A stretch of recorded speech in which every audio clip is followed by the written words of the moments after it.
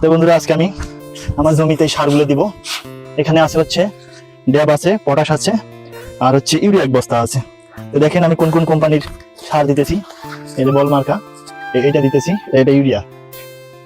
এটা অবশ্য এটা বাংলাদেশি প্রোডাক্ট না, এটা হচ্ছে বাইরের দেশের প্রোডাক্ট। তারপরে হচ্ছে এই বিএফডিসি ড্যাব, এটা হচ্ছে বাংলাদেশ কৃষি উন্নয়ন কর্পোরেশন, মানে এটা হচ্ছে বাংলাদেশি ড্যাব। পটাশটাও বাংলাদেশি, এই যে বাংলাদেশি, মোটে চার বস্তা দিয়েছি। তো আমি এখন আমার জমিতে সারগুলা দিব। সারগুলা অলরেডি মিশ্রণ করা হয়েছে, এখন আমরা সার দিব। সার দিতে যাচ্ছি। কিভাবে সার দিতে হয়, আমি কিন্তু গায়ের সময় যেহেতু সার দিইনি ড্যাব পটাশ, এই জন্য এখন দিচ্ছি, তার সাথে ইউরিয়া দিতেছি।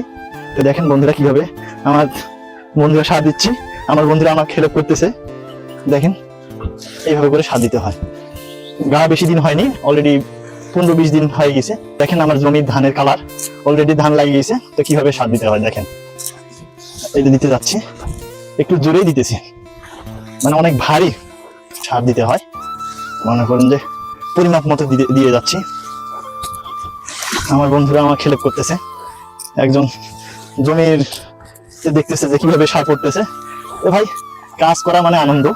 যে কোনো কাজ নিজের মনে করে করলে ওই কাজটা সবসময় আনন্দদায়ক হয়ে থাকে। আপনি যে কোনো কাজ করেন, কাজের মধ্যে মজা আছে ভাই, কষ্ট হলেও মজা আছে। জমিতে পর্যাপ্ত পরিমাণ সার দিতে হবে, সার এবং কীটনাশক, এই জিনিসটা পর্যাপ্ত পরিমাণ দিতে হবে। বর্তমান জমিতে সার কীটনাশক ছাড়া জমিতে ধান হবে না। এই জন্য সবকিছু ট্রিটমেন্টটা ভালোভাবে নিতে হবে জমিতে।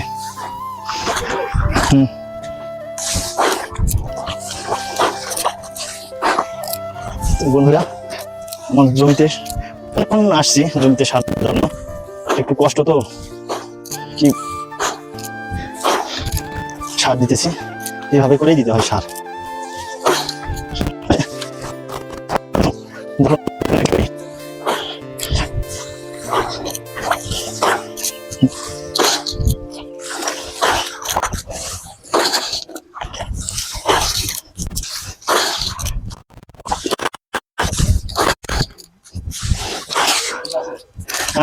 সিনডেন্টা কোম্পানি,